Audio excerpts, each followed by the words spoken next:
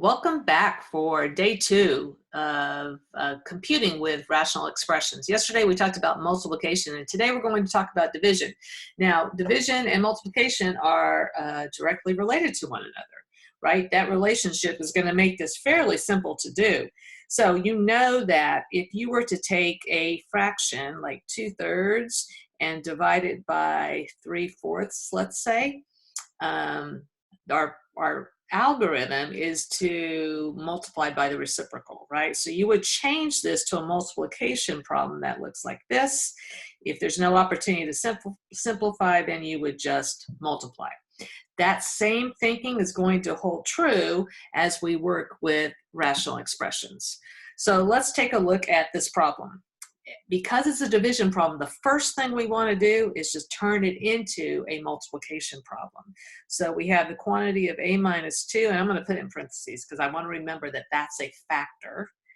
It's divided by ab, and we're going to multiply that by the reciprocal, which puts an a on the top and a minus 2 now in the numerator. So now we're going to just go through the same steps we talked about yesterday, looking for those opportunities to simplify. And so hopefully you can see that a minus 2 is a factor in both the numerator and the denominator. A is a factor in both the numerator and the denominator, and we're left with a b in the denominator. So we would say this division answer, the quotient, is 1 divided by b. Now, while this may look like kind of a hairy problem, it really is very simple. Again, because it's a division problem, we just want to turn it into a multiplication problem right away. So 5m, oh, sorry about that. 5m plus 10 divided by 2m minus 20 times, and now the reciprocal of that expression. And so there's a lot of common factors in each of those binomials, right? So on the first one, 5m plus 10, we could factor out a 5, and we're left with m plus 2. We can factor out a 2 here, and we have m minus 10. We can factor out 2 here, and we're left with 7m minus 10. Is that right? And then we can factor out a 7 here, and we have m plus 2. So now there's all kinds of things that we could simplify. This 2 and this 2 simplify away. M plus 2 simplifies with m plus 2.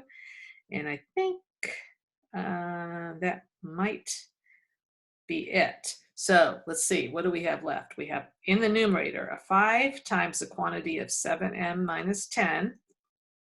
And in the denominator, we have 7 times the quantity of m minus 10. Now, those m minus 10s won't simplify because this is actually 7 of them, not a single m. All right, so let's give this one a try.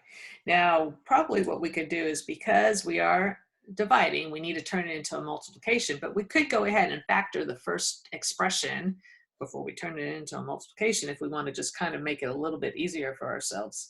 So I'm going to factor this trinomial to x plus 2 times x plus 1, and that's divided by 4x. And now I'm going to write it as a multiplication problem. Now, this is a division problem that looks like this. So when we turn it into multiplying its reciprocal, the 1 goes to the numerator, and I'm going to go ahead and factor out 5x, and we're left with x plus 1.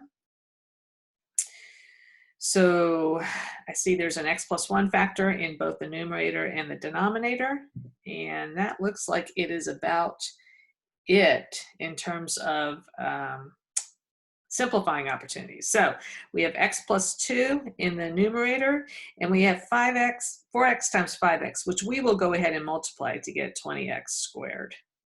So that is the quotient. Let's try one more together. So nothing to factor in the first expression, so we will leave it as is. So we have 3x cubed divided by 2, and now we're going to turn it into a multiplication problem. And remember that we're dividing by whenever it's not written in fraction form, you could think of it over 1, but now the 1 goes to the top, and we have negative 15 x to the 5th power. So what can we simplify here?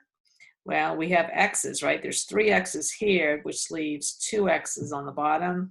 We have a 3 factor that makes this negative 5. And so now we just have a 1 in the numerator, and we have 2 times negative 5x squared.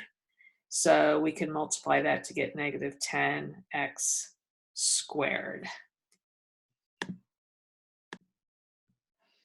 Okay, so here's your assignment for today. Give it a try, check your answers, and I will see you soon.